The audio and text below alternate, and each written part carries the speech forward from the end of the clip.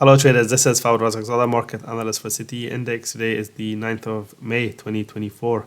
So we have just seen the US dollar fall across the board, and this is in response to the weaker than expected unemployment claims data that came in earlier. So with employment indicators weakening, the market is pricing in a rate cut to come by as early as September. Remember, a few weeks ago, the market was not pricing any rate cuts at all for this year, perhaps just one at the end of this year. But now the probability of rate cuts have increased. And so we've seen the US dollar fall across the board. And this has been good news for commodities like gold and silver. Now, silver has broken out of its bullish flag pattern to the upside in the last few days. And more recently, it was testing support at around 27, the base of this breakout area. Where we also had the 21-day exponential moving average. So I was expecting the metal to form a low there, and so far it looks like it may have. And from here, it has taken off to test resistance at around this 2806 level, which was the base of the breakdown from a few weeks ago, or from a couple of weeks ago, in fact.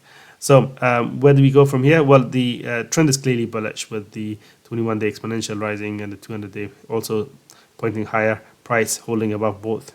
And we've just seen a breakout from this consolidation pattern, or a continuation pattern, I should say. So the path of least resistance is clearly to the upside. We just need to see the breakdown of a few more levels before we potentially test the April high that comes in at just below the $30 level. Now, if you zoom out and look at the chart of silver, the long-term chart of silver, this being the monthly chart, I've spoken about this before, but on the monthly, we've just come out of a 3.5-year consolidation pattern to the upside. So silver could be heading significantly higher in the months ahead. Now, gold has also broken out of its continuation pattern, this being a falling wedge pattern, and it's moved back above the 21-day exponential moving average. So it looks like the precious metal wants to head higher. 2360 is the next target for me on the upside, which was a price support level. Above that, we have the 2400 level, where we didn't get a close above when the metal was hitting fresh record highs just a few weeks ago. So that level is going to be the next level of resistance to watch. And then following that, we have the all-time high that was hit in April at 2431. That's not to say that the metal will necessarily stop there or get to those levels, but those are the levels to watch insofar as the short term is concerned. On the downside, we have 2320 now, which was interim resistance, but the fact that we've broken above it today, and if we can hold above it, then this will be our first level of support to watch. We can refine this a little bit lower, bring it over here to mark the high from the previous day's range at 2321. Below that, we have the 2300 level, which is a more significant support, and one that needs to hold really now for this breakout to turn into a rally of some sort. Now, here's a daily chart of the euro dollar. The euro was weaker earlier against the US dollar, but following that jobless claims data, we've seen a reversal in the trend. And at the moment, the euro dollar is printing a bullish engulfing light candle. It has held key support between 106.95 to 107.25, following a break above this zone earlier this month. This area had been support and resistance in the past. Once we went above it last week, I was expecting any dips back into this area to hold as support, and so far it has proved that way. And it will need to hold here or above this area for me to maintain a bullish view on the euro dollar. Failure to do so would be bearish. So where do we go from here? Well, the short-term path of least resistance is to the upside, and 108 is now in sight. This level is where the resistance trend of this bearish channel come into play. We have the 200-day moving average coming in just below that level, and resistance or prior resistance and support level of 108 is an additional factor to take into account. So all of these make this 108 area important from a technical perspective. Therefore, if we break above this area in the next few days, possibly on the back of the University of Michigan's consumer sentiment data that's going to be released on Friday, and CPI data next week. So if you break above this area, then any rounded retest of 108 could provide a tradable bounce to take us towards 109 initially, ahead of 110 thereafter. Keep an eye on the Aussie dollar as it is starting to look a little bit bullish now that we are back above the 200-day moving average and near the resistance of this channel that rates have been largely stuck inside for the best part of this year. At 66.50, I think a bullish breakout could be on the cards in light of the weakness we've seen in US data. So if we go above this 66.50 area, any rounded retest could provide a tradable bounce, and that could take us eventually towards the December high of 68.70-ish. With 69, the round figure could be the next upside objective. Obviously, it's not going to get there in a straight line, but the key question is, can we break that 66.50 and can we hold above it?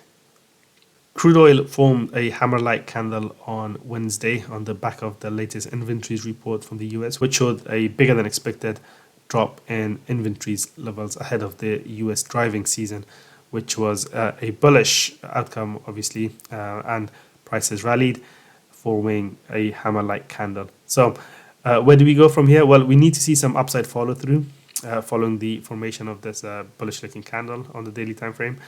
And for me, a key area to watch is between 80 to 81, the shaded region, which was previously support and resistance, and where we have the 200-day moving average converging with the resistance trend of the bear channel. So a potential break above that is needed for confirmation, and should we get that, I think the path of least resistance would be to the upside once again.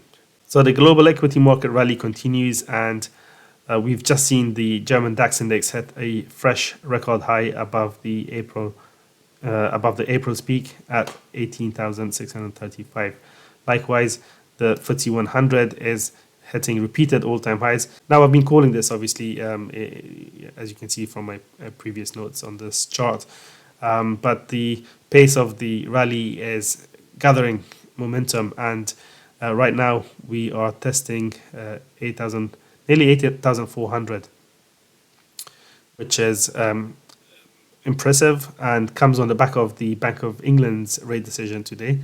The Bank of England kept interest rates unchanged but hinted at a possible rate cut in the summer, as there were two voters who wanted a rate cut now, as opposed to just one expected. So the Bank of England is getting more dovish, and rate cuts could be on the way in the UK finally, as inflation looks to be getting under some sort of control. So the FTSE is looking strong.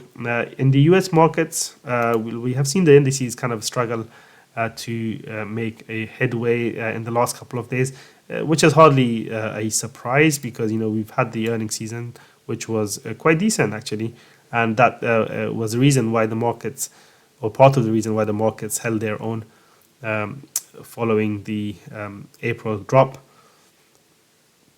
And in addition to that, we've seen weakness in US data, which has pushed forward interest rate cut expectations once again.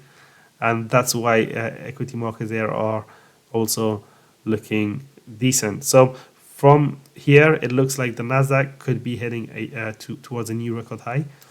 And the last record was hit in March at 18,466.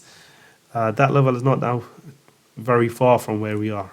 So following a couple of days of consolidation, it could be heading towards that level moving forward. In terms of support, this level here at 17,950 is an important level. We didn't quite get to that level following Wednesday's drop, but nevertheless, it's a level to watch. But for me, the key support area is now the shaded region, which was previously support and resistance between 17,660 to 17,760.